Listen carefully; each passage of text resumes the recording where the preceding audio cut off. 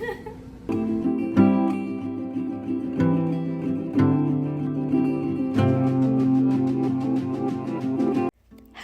আপনাদের সবাইকে ওয়েলকাম জানিয়ে শুরু করছি আজকে নতুন একটি ভ্লগ। আমি শর্মিষ্ঠা। আশা করি আপনারা সবাই খুব ভালো আছেন, সুস্থ আছেন, আর আমরাও বেশ ভালো আছি। ঘড়িতে সময় এখন সকাল 10টা।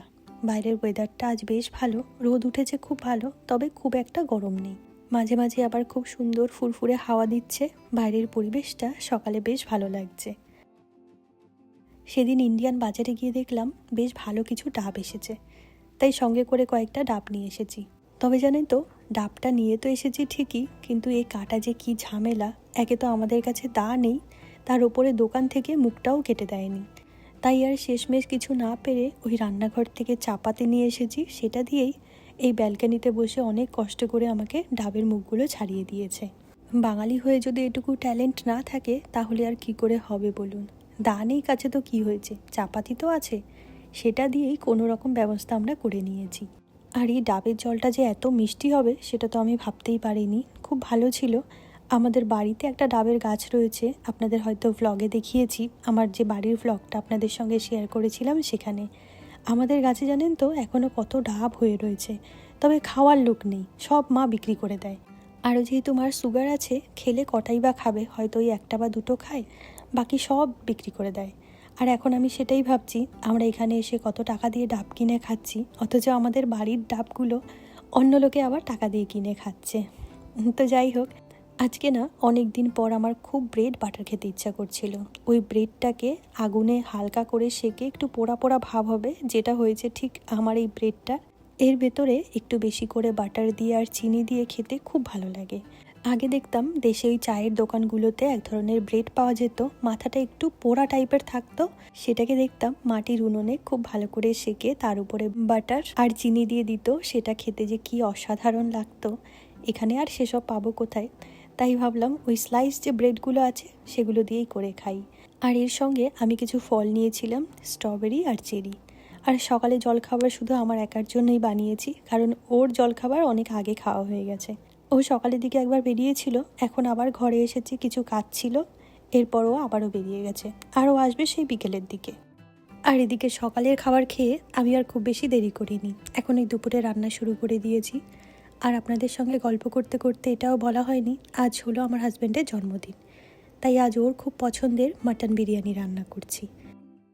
যদিও প্রত্যেকবার ওর জন্মদিনে আমি চেষ্টা করি 5 রকম ভাজা বা ভালো ভালো জিনিসগুলো যেগুলো খেতেও ভালোবাসে সেগুলো রান্না করে দেওয়ার, তবে এবছর আমার শরীরটা একটু খারাপ থাকায় আমি সেসব কিছুই করতে পারিনি।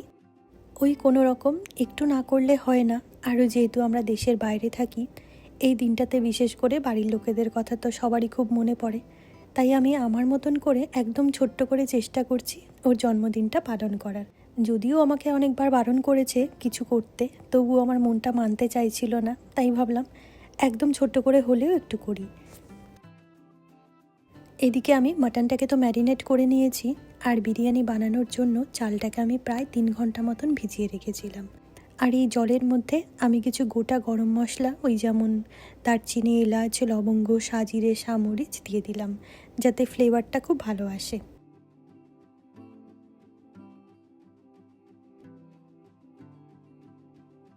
আর ওদিকে চালের জলটা বসিয়ে দিয়ে এদিকে আমি এখন মাটনটাকে রান্না করে নেব। আমি খুব অথেন্টিকভাবে বিরিয়ানি রান্না করছি না আজকে, খুব ইজি করেই রান্না করছি, যাতে রান্নাটা খুব তাড়াতাড়ি হয়ে যায়। কারণ এরপর আমার আরও কিছু কাজ রয়েছে, বাইরেটা ভাবছি একটু বেলুন দিয়ে সাজাবো।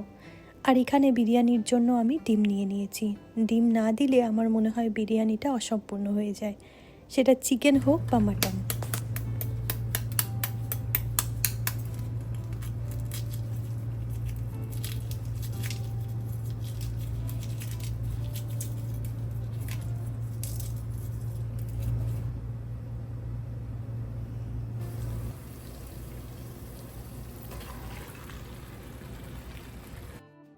এদিকে ডিমগুলোকে ভালো করে ছুলে নিয়ে মাটনের যে মশলাটাকে আমি কষিয়ে রেখেছিলাম তার মধ্যে মাটনটা দিয়ে দিলাম। আজকে অবশ্য মাটনটা আমি খুব বেশি সময়ের জন্য ম্যারিনেট করিনি। এরপর এতে আমি 2টো গোটা রসুন দিয়ে দিলাম। আমি এগুলোকে খুব ভালো করে পরিষ্কার করে ধুয়ে রেখেছিলাম। এখন এই মাটনের সঙ্গে সব কিছুকে ভালো করে কষিয়ে নেব। অন্যান্য দিন আমি বিরিয়ানি রান্না করি যেই ঘিটা দিয়ে, সেটা আমি দেশ থেকে নিয়ে এসেছিলাম। আর আজকে আমি রান্না করব এই ঘিটা দিয়ে। আর এই ঘিটা হচ্ছে বাংলাদেশের ঘি। না, আমি এখানে কোনো স্টোর থেকে ঘিটা কিনে নিই। এটা আমার, যখন আমি বাংলাদেশে গিয়েছিলাম তখন আমার মেজো ননদ দাদা যাবে বলে ঘিটা বানিয়ে রেখেছিল, আর আমরা আসার সময় এটা আমাদেরকে দিয়ে দিয়েছে।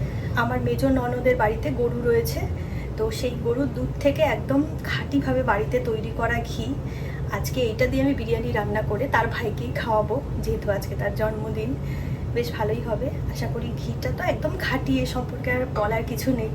আজকে যেহেতু আমি বাংলাদেশের এই ঘিটাকে ব্যবহার করব, তো হঠাৎ করে একটা কথা মনে পড়লো। আপনারা দেখি কমেন্টে আমাকে অনেকেই বলেন আমার ভিডিও আপনারা বাংলাদেশ থেকে দেখছেন, কেউ কেউ রাজশাহী থেকে দেখছেন, কুমিল্লা থেকে দেখছেন।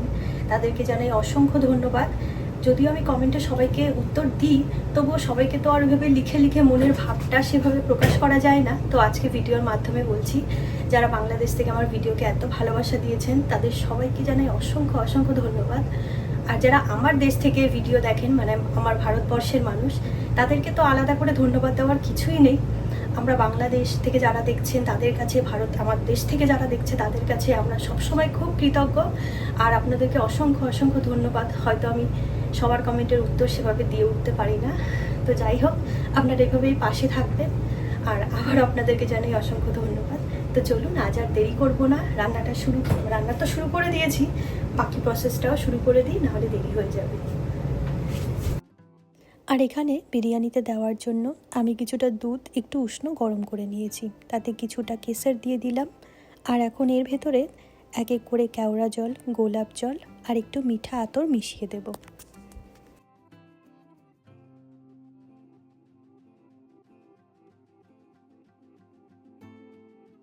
এই সব কিছুকে এখন আমি খুব ভালো করে একবার মিশিয়ে নেব। আর দুধটা যেহেতু একটু উষ্ণ গরম রয়েছে, তাই সব শেষে আমি এতে 1 চামচ পাউডার মিল্ক মিশিয়ে দিলাম। ব্যাস, এখন এই জিনিসটাকে আমি একটা সাইডে রেখে দেব, কারণ এটার ব্যবহার একদম শেষের দিকে করতে হবে। আর এদিকে মাটনের মধ্যে আলু দিয়ে মাটনটাকে আমি খুব ভালো করে কষিয়ে নিয়েছি। এবার এটাকে আমি একটু প্রেসারে দেব। এটা হতে হতে ততক্ষণে চলুন বাইরের জায়গাটা আমি সাজিয়ে ফেলি। খুব বেশি কিছু না, এর আগের দিন আমি কিছু বেলুন নিয়ে এসেছিলাম, সেইগুলো দিয়েই এই জায়গাটা কোনো রকম একটু আমি সাজিয়ে নেব। আর এদিকে যেহেতু আমি রান্না করতে করতে এই জায়গাটা গুছিয়ে নেব বলে ভেবেছি, তাই আমার হাতের গ্লাভসটাকে আমি আর খুলিনি। ওটা নিয়েই আমি চলে এসেছি বাইরের কাজগুলো করার জন্য। কারণ ও যেহেতু ঘরে নেই, তাই মাঝে মাঝে আমাকে আবার একটু রান্নাঘরেও যেতে হচ্ছে সব কিছু ঠিকঠাক করে দেখে আসার জন্য। আর সবথেকে মজার কথা হলো, প্রায় আধ ঘন্টা ধরে মাত্র এই কটা বেলুন আমি ফুলিয়েছি। আমি এখন খুব তাড়াহুড়ো করে কাজ করতে পারি না, একদম ধীরে ধীরে কাজ করি, তাই আমার কাজবাজ অনেক স্লো হয়ে গেছে আগের থেকে। তো যাই হোক, ও কটাতেই আশা করি হয়ে যাবে। আর এদিকে আমি প্রেসার থেকে মাটনটাকে নামিয়ে একটু ভালো করে ফুটিয়ে নিয়েছি। এরপর মাটনটাকে আমি একটু ঠান্ডা করে নিয়েছি, আর ওই পাত্রেই এখন আমি বিরিয়ানির লেয়ারটা করব। মাটনটাকে আমি আর আলাদা করে তুলে রাখিনি, ওর মধ্যেই আমি লেয়ারিংটা শুরু করে দিয়েছি। প্রথমে আমি বেশ খানিকটা ঘি দিয়ে দিয়েছি। আর বিরিয়ানির ক্ষেত্রে ঘিটা দেওয়ার সময় একদম কিপটেমি করলে চলবে না, কারণ আমার মনে হয় এটাতেই বিরিয়ানির আসল স্বাদটা আসে। এরপর আমি এতে বেশ কিছুটা আলু দিয়ে দিলাম। আলু খেতে আমরা খুব ভালোবাসি, তাই আমি একটু বেশি করেই আলু দিয়েছি। এর ওপর থেকে আমি এক এক করে পাউডার মিল্ক, কেওড়া জল, গোলাপ জল আর সঙ্গে একটু মিঠা আতরও দিয়ে দিচ্ছি।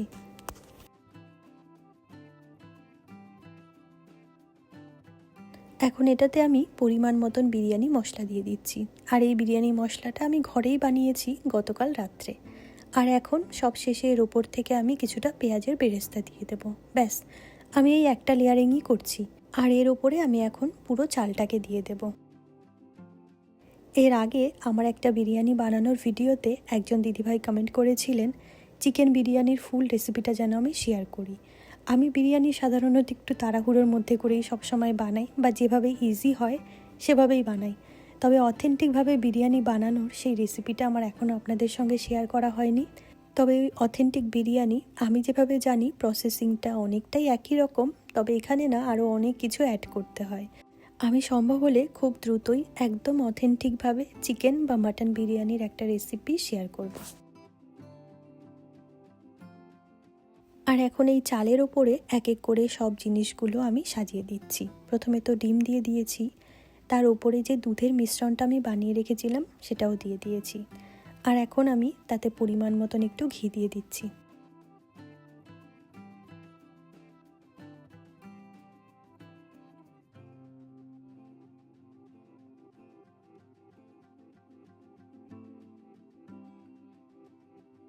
এরপর আমি ওপর থেকে বেশ কিছুটা বিরিয়ানির মশলা দিয়ে দিচ্ছি।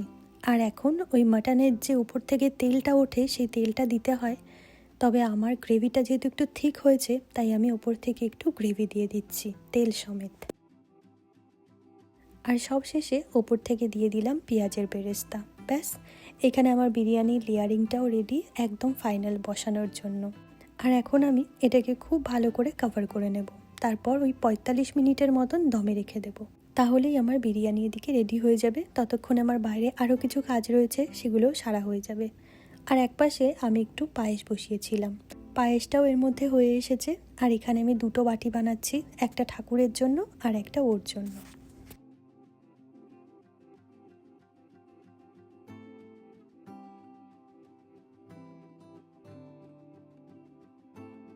ওদিকে বিরিয়ানিটা হতে হতে আমি ততক্ষণে এখানে বেলুনগুলোকে সাজিয়ে ফেলছি। খুব বেশি বেলুন তো ফোলাইনি, হয়তো আপনারা দেখলেনই, মাত্র কয়েকটাই। সে কটা দিয়েই এই জায়গাটা কোনো রকম একটু সাজিয়ে দিলাম। এবারের ওর জন্মদিনটা আমাদের কাছে খুব স্পেশাল। এটাই হয়তো লাস্ট বছর হচ্ছে এমন, যেখানে আমরা নিজেরাই ওর জন্মদিন সেলিব্রেট করছি। আগামী বছর হয়তো এই সময় আমাদের সঙ্গে কেউ না কেউ থাকবে, যেখানে আমরা সবাই মিলে একসঙ্গে জন্মদিন সেলিব্রেট করব। তবে এবছর সিঙ্গেলভাবে আমরা এই শেষবারের মতন ওর জন্মদিনটাকে সেলিব্রেট করছি। সময় তো খুব দ্রুত চলে যায়, আর মানুষের জীবনের পরিবর্তনও খুব দ্রুতই ঘটে। আগামী বছর যখন এই দিনটাকে আবার ফিরে দেখব, তখন এই স্মৃতিগুলো আমাদের চোখের সামনে ভাসবে। তাই আজকের দিনটা আমাদের কাছে ভীষণ স্পেশাল। তো যাই হোক, বাইরেটা মোটামুটি আমার সাজানো হয়ে গেছে, আর এখন এসেছি ওর প্লেটটাকে রেডি করার জন্য। আজকের মাটনটা না খুব একটা ভালো ছিল না, পিসগুলো এত ছোট ছোট ছিল, দম দেওয়ার পরে এখন দেখছি একদম গুঁড়ো গুঁড়ো হয়ে গেছে।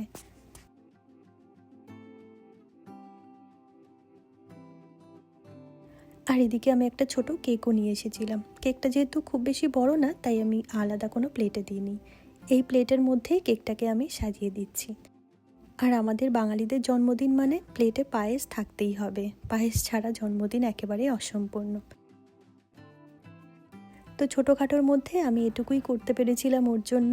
এই প্লেটটাকে আমি আমার মনের মতন করে সাজিয়ে দিয়েছিলাম ওর সামনে।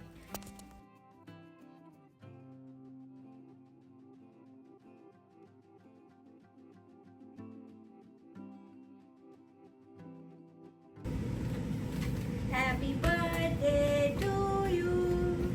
Happy birthday to you. Happy birthday, dear husband.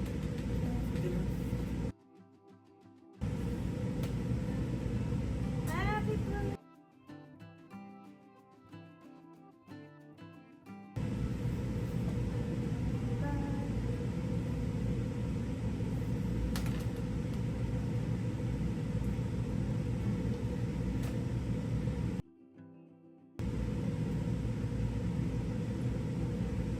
Thank you.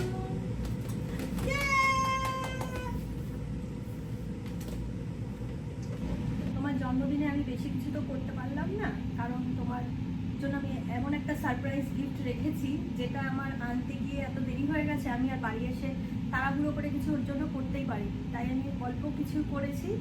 তোমার পছন্দ হয়েছে? তাহলে তোমার গিফট আবার নিয়ে আসি। ঠিক আছে, যাও তাহলে নিয়ে আসি। চোখটা বন্ধ করো, আমি না বলা অবধি তাকাবে না, ঠিক আছে?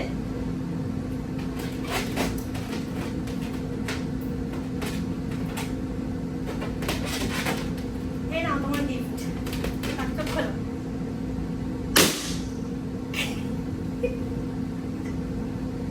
এটা তোমার গিফট।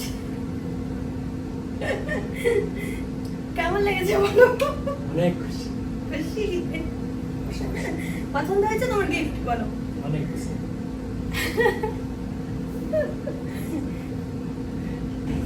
আপনারা অনেকেই দেখেছি আমাকে কমেন্টে জিজ্ঞাসা করছেন যে তুমি কি প্রেগনেন্ট নাকি। তো হ্যাঁ, আমি এতদিন বলতে পারিনি, কারণ বিভিন্ন রকম থাকে বাধ্যবাধকতা প্রথম দিকে, তো সেই জন্যই আমি বলিনি। তো হ্যাঁ, আপনারা অনেকে দেখলাম আমাকে লিখেছেন যে যদি প্রেগনেন্ট হয়ে থাকো কংগ্রাচুলেশন, সবাইকে আরও একবার অসংখ্য ধন্যবাদ। আর আজকে ওর জন্মদিন, সবাই ওকে আশীর্বাদ করবেন যেন সব ঠিকঠাক থাকে, সুস্থ থাকে, ভালো থাকে। আর সেই সঙ্গে আজকের ব্লগটি আমি এখানেই শেষ করব। আবার আপনাদের সঙ্গে দেখা হচ্ছে খুব শীঘ্রই নতুন একটি ব্লগ নিয়ে। ততক্ষণের জন্য আপনারা সবাই খুব ভালো থাকবেন, সুস্থ থাকবেন। আজকের জন্য টাটা।